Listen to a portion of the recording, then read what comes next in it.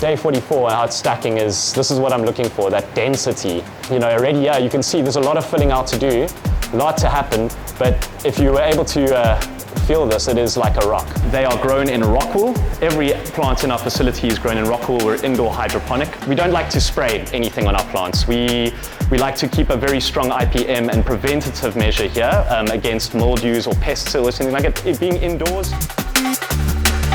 At Beyond Buds, we veg our plants anywhere from 10 to 21 days, depending on the cultivar and how they perform. There's so many moving parts and so many different things that you've got to take into consideration. Our popcorn sizes are 1 to 2 centimeters. Our mids will range from 2 to 3 centimeters, and anything from 3 upwards would be considered a large bud. We can bring the total oxygen content down to about 0.5 ppms, which is very, very, very little.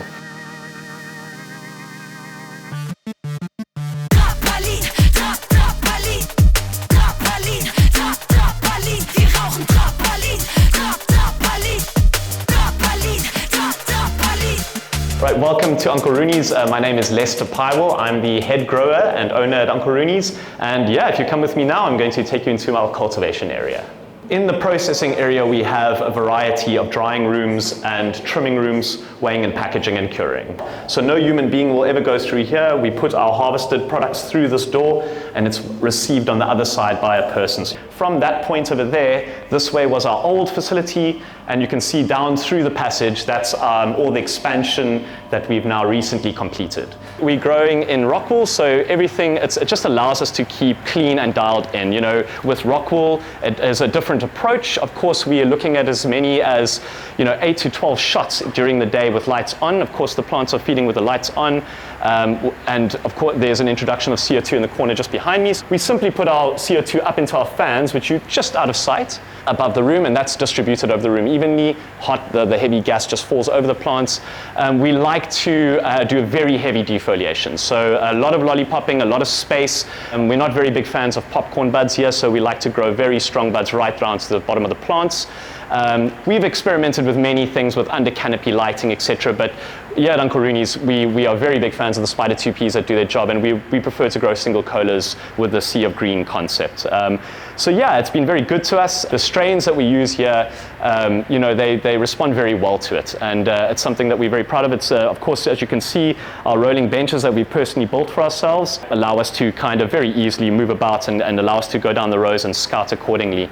But also, I think just due to the heavy defoliation and the light penetration that we're getting, that also helps us to keep full control of those buds. We don't like to spray anything on our plants. We like to keep a very strong IPM and preventative measure here against mildews or pests or something like it being indoors, it's a bit easier to do if you have some strict parameters and of course PPE gear like we're putting on.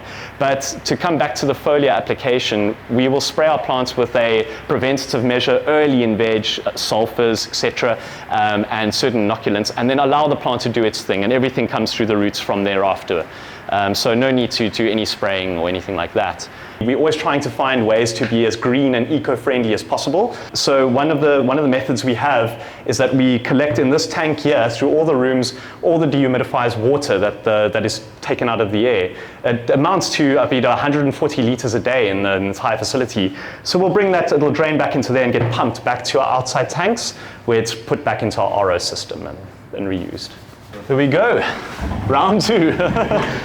As I mentioned, the facility, we grow completely in rock wool from the small plugs, the grow dome plugs that we use in our clones. They, as you can see if you look very carefully, are actually transplanted directly into these larger cubes. We don't go very big. We grow small, multiple plants, as I mentioned, with Sea of Green.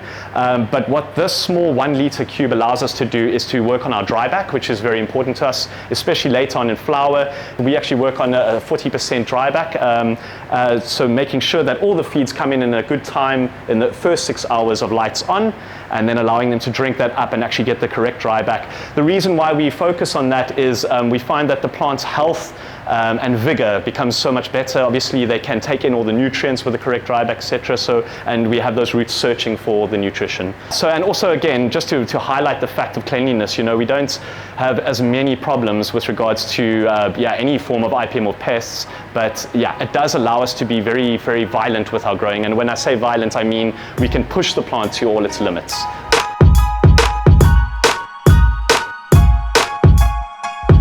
The level of automation that we have in the facility is handled by a Trollmaster. We've got 2 Hydro-X Pros. Basically, these Hydro-X Pros are controlling different parts of the facility. So as you can see now, any indication of any parameters that are out of sync will come to us. We'll also be sent to our phones so that we're able to monitor any room at any given time. We are very hands-on in every room, but we do need a level of automation to help us to retain the control that we have. So yeah, I'm able to monitor and control all the different rooms through that. We have our typical cultivation storage room. The reason for this room is basically just to house any products that we are making use of in the cultivation area, including cleaning kits, just so that we don't have to leave the area and worry about things like cross-contamination, and just from a practical point of view. So we're going to be showing you through to the mothers. So while they're sleeping, we have these pure LEDs, so it makes us able to go into the rooms and scout if we need to be in there. So here we have our lovely mummies all fast asleep and in very good health. As you can see, we are still making use of an older HID, very blue spectrum lighting. We get good results with it with the blue spectrum. They are grown in rock wool. Every plant in our facility is grown in rock wool. We're indoor hydroponic. So this helps us to keep it very clean and control the pace of the rate of growth and the cleanliness and health of the plant. However, due to the strategy that we have with our hydroponic and rock wool, they are very vigorous and they do tend to grow very quickly. So we've got a nice dialed in 2-week period where they allow for the new sites to grow out. This room is now just very recently being cloned and actually now coming through with the new mom sites, as you can see on the top there. Our clone rooms we're very proud of. It's a very easy and basic room. We like to create a clone dome within the room. We don't really like to use the dome lids because I love air movement as much as I want a lot of humidity in the room, and we control that with our humidifier just behind you there, and of course the flow of fresh air and air cons. The humidifier will speak to the sensor in the room. Is also linked to the Trollmaster that I showed you earlier, so we just try and hang our sensor right here where the plants are to get that accurate readings. And of course what it'll do is we'll come on and just make sure that room stays up. At the moment we're looking at 80%, so it's going to keep it just above 80% by sort of a 2% margin. Yeah, this is one of our typical grow rooms. In the newest side, this way we actually are planting and keeping it what we call a static room. So it's transplanted into this room and it's harvested also out of the room, which basically means that we've had to introduce all the environmental factors in here. We've got humidifiers, dehumidifiers, and of course temperature, CO2, and of course all the vents, all calibrated for this room. What we've discovered in the past is we can have a design to a room and then build another room, and then for some reason all of a sudden different problems with regards to the pockets and in the corners. So what we do to actually eliminate that is to actually get, we moved our fans around into different areas as well as our dehumidifiers. The dehumidifiers are all to the back there, mobile, and we built little chimneys on the back of them to direct their airflow. So they are shooting out quite a lot of warm air, dry warm air. So we direct that with the fans and we make sure that those fans are pushing them all around the room, eliminating all the air pockets and humidity pockets. So it's very exciting, you know, the way, I mean, for day 44, how it's stacking is, this is what I'm looking for, that density. You know, already, yeah, you can see there's a lot of filling out to do, a lot to happen, but if you were able to feel this, it is like a rock. You know, very dense, and the stacking on this strain, yeah. Day 6 of flower, and so of course you're not going to see very much bristles or anything like that. This is the plant that is actually just stretching now.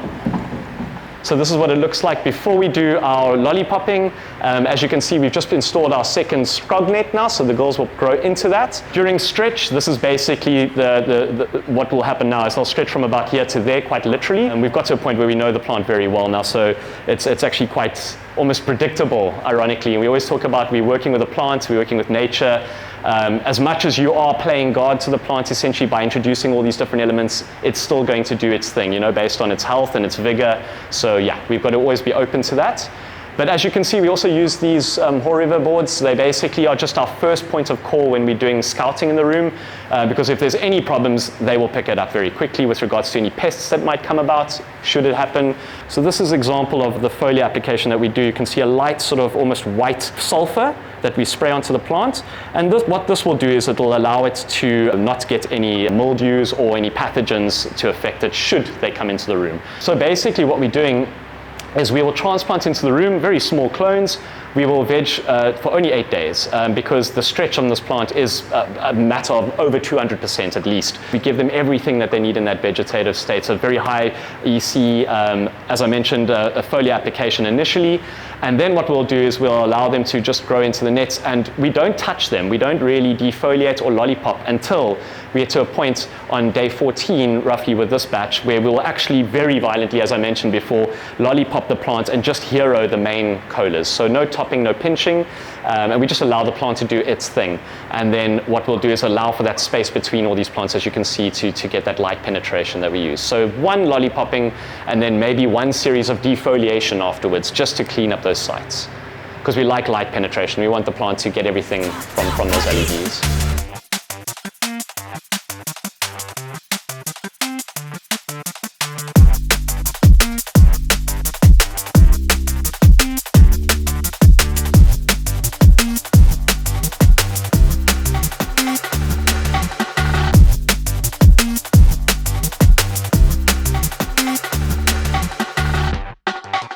You know, we were looking for a place that had beauty and a lot of nature, a little bit remote. You know, we didn't want to be in town. We didn't want to be around this, you know, the pollution and the smoke and the noise. This area has got the right climate for us, we believed. We have the beautiful sunlight, the fresh air.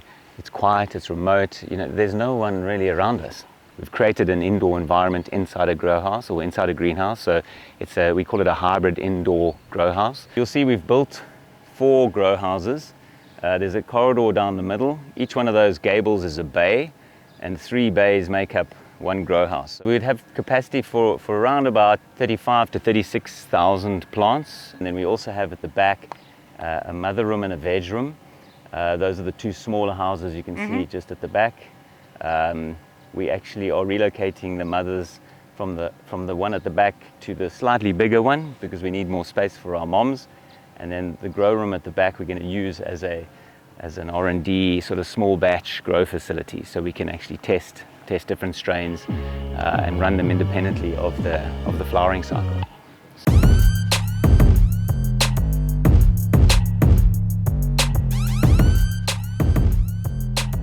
My name's Calvin, and we are now in one of our flowering grow houses here at Beyond Buds. These plants are in the vegetative stage. They are almost in 2 weeks now. They're on day 13 of veg. At Beyond Buds, we veg our plants anywhere from 10 to 21 days, depending on the cultivar and how they perform. They will, after their veg, they will be flipped to flower. Then they will spend 56 to 63 days in here flowering. And then after that, we will harvest the plants and they get sent down to the GMP for processing. So in the vegetative phase, we are focusing on developing the structure of the plant. We are trying to get good lateral branching. And if we are doing any sort of topping or any cultural activities on the plants, then we'll do that in this stage. And that's to promote better branching and to get better flower development and focus on our yields. At the moment, we've got 6,300 plants in this grow house. There's 2,100 per bay and 420 per table. So there's 50,000 liters of substrates that we use per cycle. We run 5 cycles a year, so it's 250,000 liters of coir per grow house.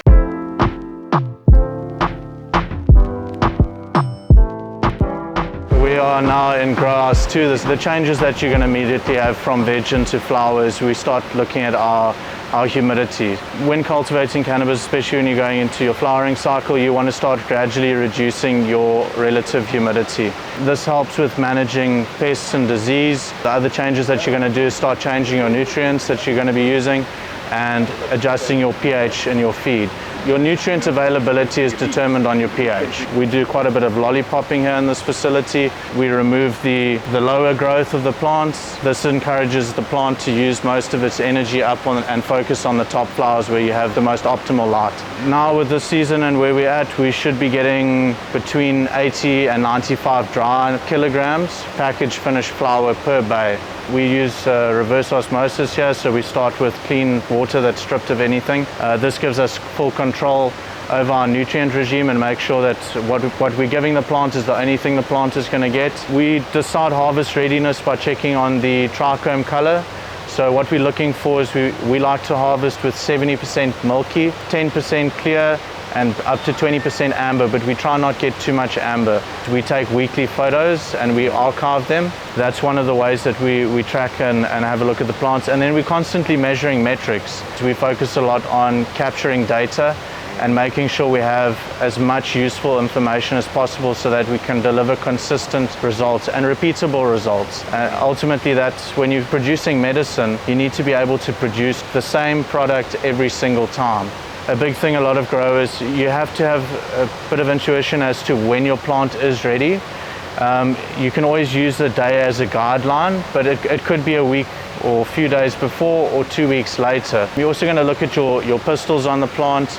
These are still starting to just push their pistils, and if you've got a lot of white pistils still left on your plant, it's an easy, quick identifier that your plant isn't necessarily ready, and it can still go another 10 days or 2 weeks. And then focusing in on your trichomes and then seeing on their development, where you are and how close you are to harvest. We're using fluent LED fixtures, the 600 watts. In summer we've got a lot more lights, so we might be able to have a higher planting density, whereas in winter slightly less light. We managed to get a 95% tops to 5% pops, and I mean that's excellent. I'm super proud about that. With our HVAC system, we've got 4-stage filtration, we've got HEPA filters in.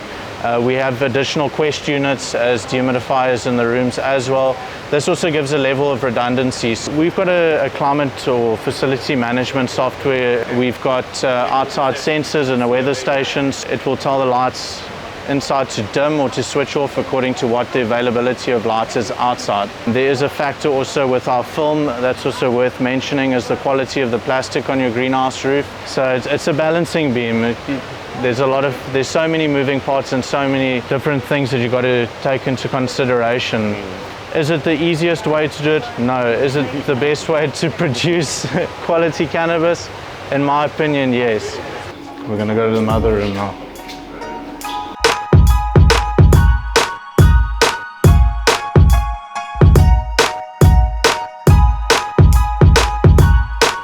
This is the mother room at Beyond Buds. We've got between 60 and 80 mature mothers of any strain that's in production.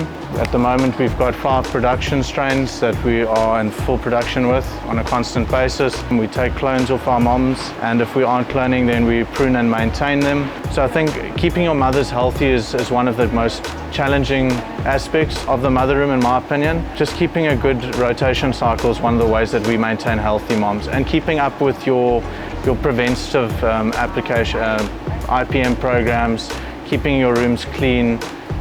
Those are all things that you can do to try and reduce the amount of problems you experience in your mother spaces. At Beyond Buds, we are environmentally conscious. We're trying to reduce our carbon footprint.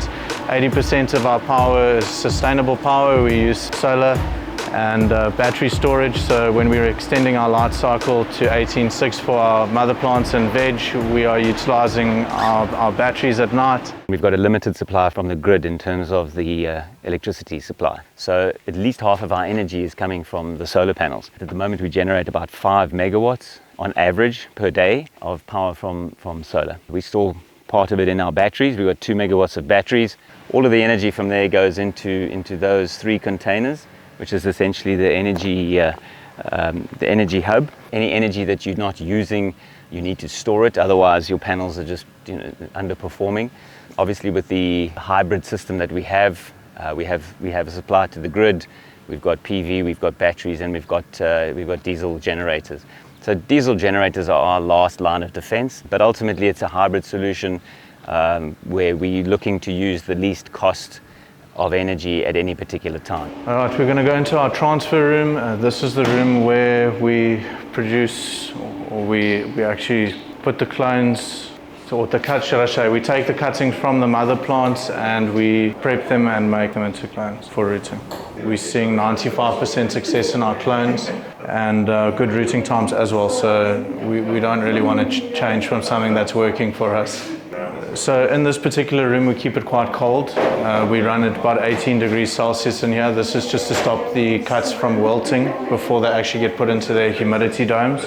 We've just found that keeping a slightly higher RH in the room prevents the clones from drying out once we remove the domes.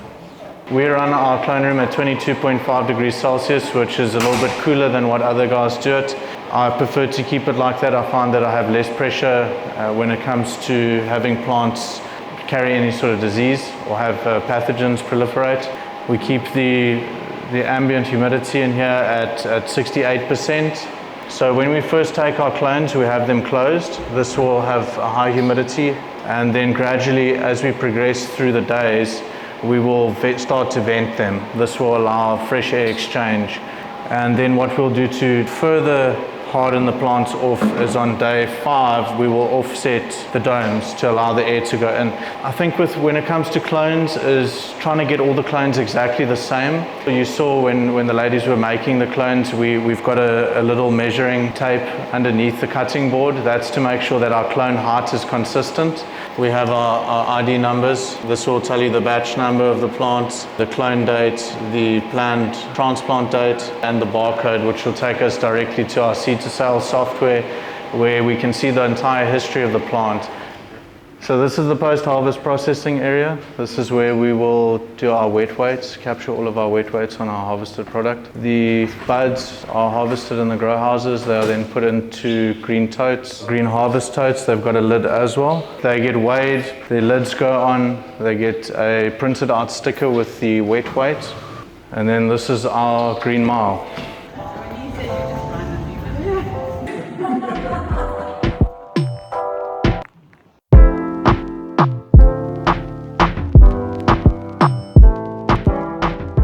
My name's Natasha. I am the responsible pharmacist at Beyond Buds, and I need to ensure that our product is of the utmost quality to make sure that it's safe for the patients. We are currently in the quarantine receiving area. The tote will come down the green mile. We will then take the tote out and then weigh it again. We verify the weights, and both the weights of cultivation and of GMP are then logged onto the check sheet. We also do checks on each and every table and practically every tote to make sure that there is no damage, no pest, and we confirm to the standards that we need to. We then take the tote liner out and we open the window. It gets passed through the handover where the ladies then stand with trolleys and they hang, and it goes into the dryers. On harvest day, the ladies will receive the product in the totes, and they will then put metal rods and then hang all the product. And then we will start one dryer at a time to move the trolleys into the dryers. So then they all get stacked next to each other until we have one dryer full, and then we move over to the next dryer. My name is Gert. I'm 35 years old. I do all the drying and processing. We dry for between 7 and 10 days. I found this been the best for us so far. My parameters are also very standard, 60% humidity at 16 degrees Celsius. After 10 days, we will confirm our target moisture content. So I usually aim for about 11%, because we'll lose another percent maybe through the process. So then when it reaches our clients or our patients, it should sit somewhere around 8.5 to 9.5%. So we hang drying as well. With the hand drying, the leaves also fall around the bud. For me, it's just a protection thing. It protects the flower. It protects it when we take it down, when we put it into totes, and until it gets to the trimming process. So in each dry room, currently we've got 12. At the moment, just temperature. And then we've got log tags, is what we call them. It's just little data loggers. And they've got everywhere in each dry room. They've also got spots for that. So we monitor humidity as well, but the temperature for now is the most critical thing, which we just needed to iron out. Yeah. So yeah, there's a sensor in each and every cavity, and these are my return air vents. So the air would go in at the bottom and then get sucked all the way through here. So that gives us a good idea of what's actually coming out of the room, and then I know exactly what I'm putting in, and that information is being given to me by the environmental monitoring system. Our product flows in one direction, and then the product will be offloaded here. Product will divert down to the harvest processing area, and all of our dirty, used trolleys, trays, everything will then go to the wash bay over there.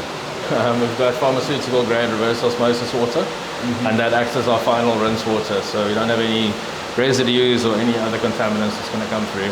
So we've got 2 mountain water sources directly coming out of the mountain, which actually flow into the valley to form the Casey River. We drink it straight out of the mountain. The water that's in the taps is not filtered. We're conscious of the water we use. We recycle everything we use.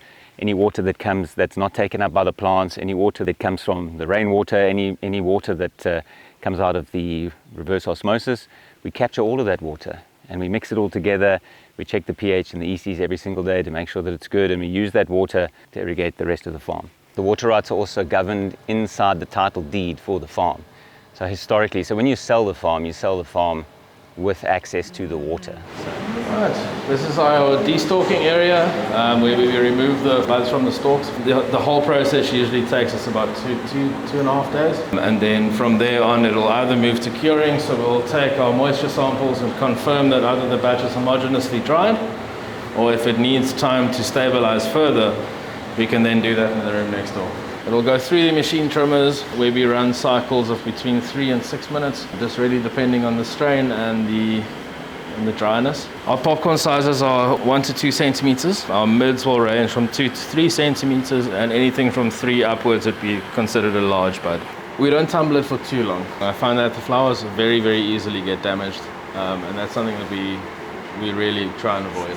To get beautiful product from cultivation, and then we really have to look after our quality.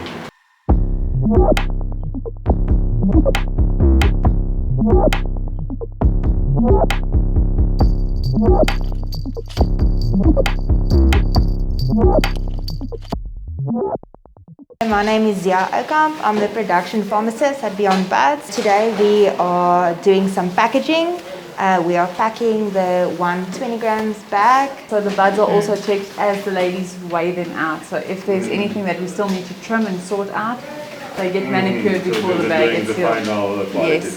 And then also, once we've done the final manufacturing process, which is the packing, we will take another sample and send, and that will be the final release COA.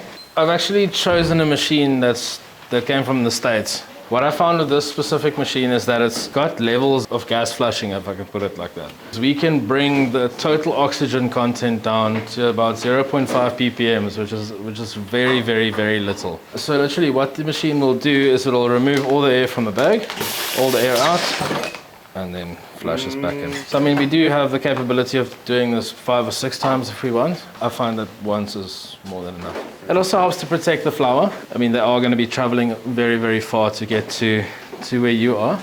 And I think having them not pressed down on top of each other, it's quite a nice feature.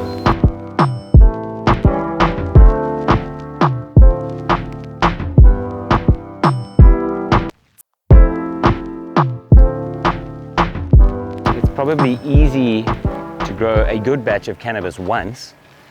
The hard part is doing it again. We can tell you what the plants were fed, what they ate, how long they took to grow, what they ate, when they ate it, the quality of the water that went in, the microbial contents. There's no pesticides. You can guarantee safety for the patient, and for myself as a patient, that was the most important thing for me. When you have an issue with your health, the last thing you want to be doing is putting toxins into your body. We can stand here and invite anybody to come and see. We're not hiding anything. You want to know what's in your medicine, we can tell you. The propaganda and the publicity around cannabis for decades was all around how bad it is for you. The only way to shift that is to educate people. So education is key. What you guys are doing, educating the pharmacies to actually communicate the right information to the patients. And that's where GMP and the regulations, as frustrating as they can be, and for me, I believe so passionately in the power of the plant to help people. That's why I'm doing this.